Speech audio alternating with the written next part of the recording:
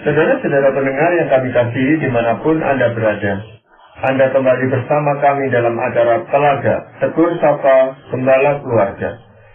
Saya Gunawan Santoso dari Lembaga Bina Keluarga Kristen akan berbincang-bincang dengan Bapak Pendeta Dr. Paul Gunadi. Beliau adalah seorang pakar dalam bidang konseling. Dan perbincangan kami kali ini merupakan kelanjutan perbincangan kami yang terdahulu tentang tema berawal dari satu. Dan subtema yang kita akan bicarakan pada kesempatan ini adalah pasangan yang mudah stres. Kami percaya acara ini pasti bermanfaat bagi kita sekalian. Dan dari studio kami mengucapkan selamat mengikuti. Bapak, dengan tema besar berawal dari satu, sebenarnya apa Bapak yang ingin kita perbincangkan? Jadi tema berawal dari satu itu ya ingin melihat bahwa seringkali masalah dalam rumah tangga itu berawal dari satu pihak, bukan dari dua belah pihak. Nah, jadi kita sudah menyoroti beberapa problem yang biasanya itu muncul dari satu pihak. Nah, hari ini kita akan membahas pasangan yang mudah stres, sebab pasangan yang mudah stres akhirnya mempengaruhi pasangannya atau nanti mempengaruhi rumah tangganya, sehingga mudah sekali nanti rumah tangga ini bermasalah. Ya, apalagi sekarang kebanyakan orang-orang berkata bahwa dia stres kehidupannya. Entah yang pria, entah yang wanita, sama-sama stres itu tinggal di dalam satu rumah gitu Pak. Ya. Nah, sebenarnya stres itu sendiri yang dialami apa Bapak? Sudah tentu ya, stres itu memang keluar dari diri yang misalnya ya sensitif dengan persoalan-persoalan kehidupan, dengan perasaan-perasaan, sehingga akhirnya ada apa dia mudah stres gitu. Nah, jadi sekali lagi kita mau melihat ya masalah dalam pernikahan seringkali berawal dari pasangan yang mudah stres ini. Ya udah tentu kita juga tahu sebetulnya dia nggak ingin menjadi pribadi yang mudah stres, tapi ya udah ada apa daya dia nggak bisa menguasai dirinya. Nah, apa tuh ciri-cirinya ya? Orang yang memang mudah stres itu setiap kali masalah muncul dia tertekan dan memperlihatkan reaksi yang syarat dengan kecemasan dan kekacauan. Nah, bila kita menikah dengan pasangan yang mudah stres, ya tidak kita pun akan terpengaruh. Setiap kali dia stres, kita terus stres, bukan oleh karena masalah itu sendiri, melainkan oleh karena reaksi pasangan kita yang stres. Mungkin awalnya kita ikut tegang, tapi akhirnya kita bisa marah Pak Gunawan, karena kita melihat kok dikit-dikit stres. Nah, akhirnya rumah tangga kita ya bermasalah. Ya, reaksi yang seperti apa biasanya Pak Paul? Pasangan itu yang bisa membuat hubungan suami istri ini menjadi tegang. Misalnya nih ya, yang membuat orang mudah stres adalah dia itu memang tadi saya sudah singgung peka sekali, sehingga apapun yang dirasakannya akan dirasakannya dengan kepekaan berlipat ganda. Jadi misalkan dia terluka, nah buat kita ya udah terluka ya begini saja, tapi buat dia tuh terluka tuh bisa membuatnya tuh nggak tidur atau nggak bisa ngapa-ngapain. Singkat kata, perasaannya begitu peka sehingga dia harus merasakan segalanya secara lebih kuat, termasuk stres. Nah, jadi kalau kita menikah dengan orang yang begitu sensitif, ya udah dah, dia akan mudah stres. Nah, yang kedua adalah kalau dia pribadi yang lemah Pak Gunawan, dia tidak memiliki kekuatan menahan tekanan hidup. Itu sebab begitu masalah datang, dia stres. Pertanda benteng pertahanannya runtuh. Dia panik dan kacau sehingga tidak sanggup menyiasati masalah yang datang. Nah, untuk keluar dari kemelut, biasanya ia mengharapkan kita menyelesaikan masalahnya, setidaknya memberikan ketenangan kepadanya. Jadi memang dia nggak bisa lah mengatasi masalah. Ya. Kalau orang itu gampang mengeluh gitu, banyak hal yang dikeluhkan, dan juga pernyataan-pernyataan yang negatif tentang orang lain, itu merupakan petanda bahwa dia itu stres, atau ini menjadi penyebabnya dia stres? Kebanyakan memang dia mudah stres Pak Gunawan. Jadi dia itu tuh memang mungkin sangat sensitif atau memang lemah, nggak bisa mengatasi persoalan, sehingga ngeluh terus gitu. Dengan dia ngeluh, memang ya dia berharap kita turun tangan membantunya, karena dia memang nggak bisa menghadapinya. Atau dia ingin supaya kita tahu bahwa dia itu stres memang gitu Pak. Betul, itu juga bisa. Jadi memang keluhan-keluhan itu adalah teriakannya dia memberitahukan kita bahwa dia sedang tertekan. Ya, hanya dia tidak mengakui secara terus terang bahwa ini stres, tapi mengeluhnya itu yang banyak sekali diucapkan. Betul. Jadi tiada hari itu yang tanpa keluhan. Betul. Memang kita kan biasanya hanya berkata, aduh kamu suka ngeluh. Tapi sesungguhnya adalah orang yang suka ngeluh, orang yang mudah stres. Stresnya itulah yang membuat dia mengeluh gitu. Iya. Kalau kita kan, ya misalnya kita yang nggak terlalu mudah stres, kita juga nggak terlalu sering mengeluh. Jadi keluhan itu kan keluar suatu kita sangat-sangat stres. Nah buat kita hanya barulah bersuara kalau bebannya tuh, masalahnya itu terlalu berat, baru kita ngomong. Tapi orang-orang ini memang enggak, sedikit aja masalah dia nggak bisa hadapi, udah dah dia stres berat sehingga dia harus keluhkan. Ya, jadi seharusnya bagaimana? Memang kalau misalnya ada orang yang seperti ini, yaitu tuh mesti belajar ya Pak Gunawan, nggak bisa enggak, untuk dapat mengembangkan dirinya supaya dia bisa lebih kuat, sehingga pada akhirnya kalau masalah muncul dia bisa hadapi dengan baik. Atau kalau dia sadari memang dia adalah seorang yang terlalu peka, nah dia mungkin bisa belajar untuk ya bicara dengan kita suatu ada masalah, dan reaksinya itu ya mungkin kita bisa beritahukan, kamu kok berlebihan memberi reaksi seperti itu, sebaiknya kamu nggak memberi reaksi seperti itu. Nah jadi dengan cara-cara seperti itu, nah dia mulailah belajar yang mengatasi dirinya maupun mengatasi masalah dalam hidupnya. Tapi memang gak mudah, karena gini Pak Gunawan, seyoganya ya kita ini mengembangkan perisai ya, atau benteng mental untuk menahan sekaligus melindungi diri dari gempuran stres. Namun ada kalanya benteng itu tidak pernah terbangun. Ada yang tidak memiliki benteng pertahanan karena terlalu terlindungi. Semua dikerjakan oleh orang tua dan semua masalah dibereskan oleh orang lain. Akhirnya kita bertumbuh bukan sebagai pribadi yang kuat, melainkan lemah. Benteng kita pun mudah rapuh. Jadi sekali lagi susah karena memang wah ini udah berawal sejak dia masih muda atau dia masih kecil. Benteng itu nggak pernah terbangun. Sebaliknya ada orang yang tidak pernah berkesempatan membangun benteng mental akibat serangan dari luar yang terus menerus, sehingga kata hidupnya penuh ketegangan dan ketidakamanan. Konflik antara orang tua dan perlakuan yang buruk mewarnai masa pertumbuhannya. Nah akhirnya belum lama dan belum cukup waktu untuk kita pulih, membangun diri yang kuat, nah, harus terjerembab lagi. Akhirnya walau dari luar mungkin ya orang ini atau kita tampak kuat, sesungguhnya di dalam enggak, lemah. Begitu masalah datang, kita kacau, kita panik, benteng pun runtuh, dan kita pun jadinya jatuh lumpuh.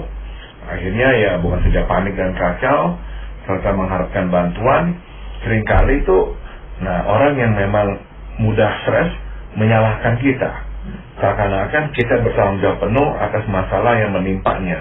Nah, sudah tentu, ya mungkin sekali dua kali kita pernah berandil ya dalam masalah yang dihadapinya, tapi dia kan seharusnya memikul tanggung jawab itu. Nah, pribadi yang rentan terhadap stres seringkali sulit memikul tanggung jawab Pak Gunawan. Sebaliknya, dia cepat menyalahkan kita. Nah, ini yang memicu konflik jadinya. Kita udah pusing, dia itu stres, nggak bisa ngadepin ini itu, jadi kita harus kerja lebih keras menolongnya. Nah, terus disalahkan sama dia, udah dah. Kita akhirnya kehilangan kesabaran. Nah, itu yang menjadi bahan pertengkaran.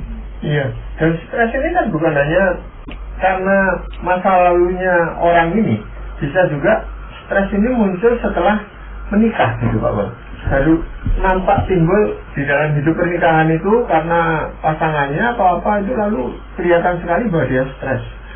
Nah memang stres itu nggak selalu ya berawal dari masa-masa pertumbuhannya. Bisa jadi dia mulai mengembangkan stres itu sewaktu dia sudah menikah, kita itu hidupnya sama dia ada masalah atau apa sehingga dia tertekan, itu juga bisa. Nah tapi seberapa kuatnya dia menanggung stres bergantung sebetulnya pada seberapa kuatnya diri dia atau benteng pertahanan dia. Nah ada orang-orang yang memang benteng pertahanannya itu lemah atau nggak pernah terbangun ya, sehingga ada apa-ada apa udah dah kocar-kacir langsung. Maka Ya kita yang nggak ngerti itu, ya seringkali kan berkata kepada pasangan kita yang mudah stres, ya kamu pikirkan, ya kamu jangan panik, ya kamu lihat, makanya mesti kamu lakukan. Tapi masalahnya adalah karena dia nggak punya benteng, begitu masalah muncul tuh benar-benar dia sepertinya tuh dibanjiri, ditindih, ditimbun, sehingga udah nggak bisa lagi pikir, nggak bisa lagi melihat jalan keluarnya apa. Ya, dan kalau pasangannya menyalahkan dia, itu menjadi beban tambahan buat dia gitu Pak. Iya, sebab dia merasa dia udah lemah, dia butuh bantuan kita, tapi kok malah disalahkan. Nah, dia tambah marah lagi. Tapi ya kita juga bisa mengerti kenapa kita marah sama dia. Kita udah capek, ada banyak hal yang harus kita kerjakan gara-gara dia mudah stres. Nah, yang kita nggak tahan biasanya adalah kalau kita disalah-salahkan. Sebab memang, tadi Pak Gunawan sudah singgung, mereka itu suka mengeluh. Nah, keluhan itu kan seringnya adalah menyalahkan gitu. Bukan hanya mengeluhkan, kok saya begini, saya begitu. Nah, kadang-kadang akhirnya keluhan itu melebar kepada, ya gara-gara kamu. Kamu sih begini, kamu sih begini. Nah, kita akhirnya udah ada hilang kesabaran. Juga seringkali itu kan masalah-masalah yang kecil sebenarnya. Menurut kita yang normal ya dianggap kecil, tetapi bagi dia ini sesuatu yang besar sekali. Betul sekali Pak Gunawan. Karena memang ya bisa jadi karena dia terlalu sensitif, atau bisa jadi memang dia nggak pernah ada kemampuan mengatasi masalah dalam hidup dia, stresnya makanya besar. Jadi segala persoalan sekecil apapun buat dia tuh persoalan yang besar. Dia benar-benar tuh nggak bisa menahannya. Nah, dengan demikian kan sebenarnya kelihatan seolah-olah stres itu menular gitu Pak Bol. Iya. Mungkin tadinya hanya satu orang ini yang menjadi pemicunya itu, tapi pasangannya lama-lama kan bisa ikut stres kan? Bisa. Jadi benar sekali lama-lama pasangannya ya tertular dalam pengertian dia stres berat karena dia tinggal dengan orang yang mudah stres. Nah, tidak jarang akhirnya memang kita yang hidup dengan pasangan yang mudah stres, kita juga akhirnya mudah stres dan mudah marah. Nah, relasi kita akhirnya terus memburuk ya. Apalagi kalau kita dipersalahkan gitu. Nah, kalau saja ya Pak Gunawan, pasangan kita yang mudah stres itu tuh nggak bisa menghadapi masalah kemudian minta tolong kepada kita baik-baik, kita lebih mudah atau lebih mau menolongnya dah. Persoalannya adalah seringkali tuh mereka nggak minta tolong, malahan menyalahkan kita. Nah, itu yang memperburuk. Jadi saya mau memberikan saran kepada orang yang mudah stres, daripada nyalahin orang, nyalahin pasangan, ya cobalah minta tolong. Bilang aja, saya nggak ngerti ini bagaimana menghadapi ini, bisa nggak tolong saya. Nah, biasanya itu kita lebih bersedia lah menolong kalau orang minta baik-baik. Iya, tapi biasanya orang-orang seperti ini malah menolak itu, mau ditolong itu malah menolak karena dianggap nanti malah mencampuri urusan pribadinya, dan dia tambah stres lagi gitu Pak. Iya. Jadi makanya akhirnya masalah ini seringkali ini berkembang Pak Gunawan. Dia gara-gara satu orang mudah stres, akhirnya masalah itu berkembang. Nah, akhirnya ya kita yang menikah dengan pasangan yang mudah stres capek. Kita nggak lagi punya energi dan semangat untuk menolong pasangan karena kita terus yang harus bertanggung jawab menyelamatkannya dari permasalahannya. Sebaliknya kita justru tidak suka lagi lah mengulurkan tangan membantunya karena pola ini udah berlangsung terlalu lama. Tapi jika kita berkeras hati, tidak mau lagi mengulurkan tangan, maka pada akhirnya ya bisa bersama berantakan. Ini mau kita merasa bersalah jadinya negatif. Itu sebab kita terpaksa terus menolongnya, dan ini membuat kita ya jadi kesal, frustrasi, marah. Selain marah, nah ini yang lebih parah, kita pun akhirnya susah untuk respect kepadanya. Karena kita ya memang tidak mudah respect kepada orang yang seperti itu, yang mudah stres. Nah, jadi akhirnya relasi kita memburuk Pak Gunawan. Ya, tapi kira-kira dalam kondisi yang berat seperti itu Pak Boleh, masih ada jalan keluarnya apa enggak? Masih ada ya Pak Gunawan.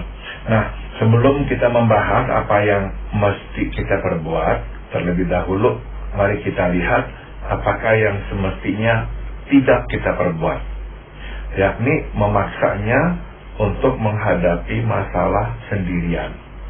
Memang logikanya adalah kita membiasakannya menghadapi masalah sendirian agar dia tidak bergantung. Ini logikanya. Namun biasanya tindakan ini malah memperparah masalah. yang malah bertambah kacau, merasa ditinggalkan, dan ini akan membuatnya tambah panik, Pak Gunawan.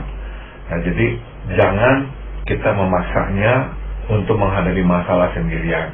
Yang harus kita perbuat adalah membimbingnya langkah demi langkah agar dia tahu bagaimana caranya menghadapi masalah. Misalnya, pertama, kita membimbing dia untuk mengenali masalah sebelum masalah datang. Makin cepat dan makin tepat kita melihat masalah, makin memadai waktu dan persiapan untuk menghadapinya. Nah, buat orang yang mudah stres, pelajaran ini penting sebab pada umumnya ia selalu mengeluh, ia tidak siap menghadapi masalah. Jadi langkah yang pertama adalah mengajarnya untuk mengenali masalah sebelum masalah datang. Ya, orang ini memang biasanya itu tidak mau didampingi dan tidak mau diarah-arahkan gitu, Bapak. Nah, dianggap itu malah mengacaukan pikirannya atau menambah beban pikirannya gitu. Nah, apalagi kalau dia untuk memahami masalahnya, dia ternyata dia nggak salah kok. Hanya karena ada pemicunya dari luar dan terutama pasangannya yang membuat dia marah ini, jadilah dia stres gitu, Bapak. Jadi betul Pak Gunawan, orang yang mudah stres memang cara pikirnya itu tuh relatif pendek. Jadi untuk kita memang membimbingnya, memintanya mengenali persoalan sebelum masalah itu muncul, buat dia itu tuh kayaknya tuh terlalu jauh. Jadi dia nggak mau berpikir rumit-rumit gitu. Nah, ini yang membuat dia sebetulnya mudah stres karena nggak mau berpikir terlalu dalam, terlalu jauh, nggak mau pikir yang rumit-rumit, maunya yang gampang-gampang aja. Nah, begitu yang rumit muncul, ya ambruk. Nah, jadi memang nggak gampang. Saya setuju dengan tadi yang Pak Gunawan katakan. Jadi untuk menolongnya, membimbingnya, yuk kita belajar, yuk kita kenali masalah, nggak gampang. Sebab dia memang maunya menggampangkan aja, lihat nanti aja gimana dah. Dan ada kecenderungan dirinya bahwa dia betul gitu. Jadi membenarkan dirinya sendiri dan membenarkan tindakannya ini. Betul. Nah, ini kembali kepada yang tadi kita bicarakan, yaitu dia akhirnya mudah menyalahkan. Bagi kita atau orang lain. Pokoknya kenapa dia stres? Karena ini ulah orang dah. Orang yang nggak bisa ngerti lah, orang begini, orang begitu sama saya. Tapi dia sendiri memang nggak mau melihat bagiannya. Itu memang jadi susah. Ya, itu dia katakan pada istrinya atau pada pasangannya, ya kamu nggak pernah ngalami seperti saya gitu. Kalau kamu seperti saya juga akan mengalami stres seperti ini juga gitu. Iya. Nah, kita kan masih akan berkata, iya oke lah, tapi yuk kita belajar sekarang. Kita nggak mau lagi bicara yang lampau, yuk kita belajar sekarang. Bahwa ya kita bisa tuh mulai menangkal stres dengan cara seperti ini. Kita kenali masalah. Nah, meskipun dia itu tuh nggak begitu mau atau apa, nah tetap saya pikir kita berusaha. Misalkan ada sesuatu terjadi, kita bilangin dia begini. Sekarang memang ini belum jadi masalah, tapi ada kemungkinan ini akan berubah menjadi masalah. Nah, nanti misalnya benar-benar peristiwa itu berubah menjadi masalah, nah kita bisa berkata, nah kan apa, kita udah ngomong lagi itu, nah maka penting kita mulai membaca situasi dan melihat apakah sesuatu itu menjadi masalah, sehingga kita siap menghadapinya kalau itu benar-benar berubah menjadi masalah. Ya, dan sebagai pasangan kan berusaha supaya jangan menambah beban dia, bertambah stres gitu, Bapak. Jadi kalau kita mau bicara yang mengarah ke sana, tadi ini bakalnya bisa jadi masalah. Jadi masalah tunggu nanti Pak itu. Biasanya kita tidak mau membicarakan gitu nanti. Sebab memang kalau kita ngomong begitu, itu bisa menambahkan stres dia. Betul. Tapi ya kita coba ada pelan-pelan. Sebab kalau dia nggak pernah belajar menghadapi stres, ya akan terus begini. Dan ini akan mempengaruhi kita, Pak Gunawan. Saya sudah singgung. Salah satunya yang paling parah adalah pada akhirnya kita memang suka respek sama dia. Dan kita yang menikah dengan orang yang mudah stres, seringkali merasa kita menikah sendirian loh. Kita hidup sendirian. Ada apa, kita harus hadapi sendiri. Karena, nggak bisa ngomong sama dia, takut dia tambah stres, nanti dia bereaksi atau apa. Jadi, kita merasa seolah-olah tuh kita tuh nggak punya pasangan hidup. Ya, menikah, tapi semua sendirian. Jadi susah untuk kita akhirnya respect kepada dia, dan ini bisa mempengaruhi kasih kita juga kepada dia. Ya, dan kalau kita nggak punya benteng pertahanan, itu kita sendiri akan mengalami seperti dia jadinya, Pak. Bisa, betul. Itu ikut stres sekali gitu. Betul. Yang lain apa Bapak yang bisa kita perbuat? Yang kedua adalah bimbinglah dia untuk memahami masalah dari beberapa sudut, agar ia pun dapat mencarikan solusinya dari berbagai sudut. Kebanyakan orang yang mudah stres memahami masalah hanya dari satu sudut, sehingga melihat solusinya ya juga dari satu jalan. Suatu jalan itu buntu, maka dia panik lah. Itu sebab penting baginya memahami masalah dari berbagai sudut. Nah, ini sekali lagi perlu memang usaha baik-baik membimbing dia, karena sekali lagi dia nggak suka tuh belajar repot, dia tambah pusing. Jadi kita mesti ajarkan bahwa kita menghadapi masalah ini, nah kita mesti melihat penyebab masalah ini dari berbagai sudut. Dia enggak tuh, dia selalu melihat itu satu-satu aja sudutnya. Nah, dengan kita mulai membimbingnya melihat masalah dari berbagai sudut, kenapa masalah ini muncul dan sebagainya, kita sedang menolongnya untuk mencarikan solusi dari berbagai sudut gitu. Karena dia itu melihatnya hanya dari satu sudut, maka cari solusinya juga dari satu jalan. Selain itu nggak ada, makanya dia stres berat. Nah, jadi kita mulai mengajar dia untuk memandang satu persoalan dari berbagai sudut. Ya, tapi kan itu berarti kita harus memahami pikirannya gitu Bapak ya. Supaya kita bisa melihat dari sisi dia. Kalau melihatnya dari sisi kita, dia nggak mau terima itu. Ya, betul. Jadi pelan-pelan ya kita ajarkan, ya kita harus mengerti ya pemikiran orang, kenapa orang begini, kenapa orang begitu. Nah, dengan kita belajar mengerti lebih luas, kita lebih nanti bisa mengembangkan solusi terhadap persoalan kita. Ya, jadi itu dibutuhkan kesabaran dan kreativitas yang tinggi supaya kita bisa melihat berbagai sisi. Betul. Persoalan ini muncul itu banyak aspeknya gitu, bukan hanya karena satu aspek aja. Misalnya ya, sebagai contoh, ada orang misalnya ketemu ya di pesta misalnya dah, kita kawin. Orang itu kok nggak sapa kita gitu. Nah, pasangan kita yang udah stres, pulang-pulang, waduh, ini orang sombong gas, sapa saya, apa anggap saya mungkin udah nggak ada lagi harganya. Nah, kita bisa jelaskan, dia nggak sapa kita, ada beberapa kemungkinan. Ya, memang kemungkinan yang pertama, oke, dia nggak menghargai kita lagi, dia masih bodoh sama kita, oke, itu mungkin. Tapi ada beberapa yang lain, misalnya yang lain adalah dia memang saat itu sedang sibuk, jadi pikirannya itu tuh nggak melihat wajah orang, walaupun matanya melihat wajah orang, pikirannya enggak. Sehingga waktu dia jalan ketemu orang, nggak benar-benar melihat siapa yang di depannya. Nah, itu mungkin. Kamu pernah nggak begitu? Gitu tanya sama dia. Kamu lagi repot, lagi apa, sehingga walaupun mata kamu melihat orang, tapi pikiran kamu nggak melihat wajah orang, sehingga nggak ingat itu siapa yang ada di situ. Itu ada nggak kemungkinannya? Ada. Yang ketiga adalah kemungkinannya orang itu memang hatinya lagi susah. Dia mungkin tadi ada konflik kali sama suaminya, sama istrinya, sama anaknya, atau sama teman kerjanya, sehingga hatinya nggak ada di situ. Jadi dia ketemu orang juga rasanya tuh nggak mau ngomong, bukan karena dia nggak suka sama kita, tapi dia lagi ada masalah. Nah, kita beritahu dia begitu untuk ya mengajar pasangan kita melihat satu masalah dari berbagai sudut, sehingga kita bisa mencarikan solusi yang lebih tepat buat dia. Ya, itu seringkali pembicaraan itu bisa berakhir ketika dia berkata, itu kan menurut kamu, gitu. Belum tentu loh seperti itu. Kamu tahu dari mana, ngarang aja, gitu loh. Iya. Jadi dia nggak mau Bapak untuk melihat aspek-aspek yang dia maunya ya menurut dia sombong. Iya. Sudah itu aja. Ya, seringnya begitu, betul. Nah, nggak apa-apa, tapi kita tetap ya munculkan kemungkinan itu.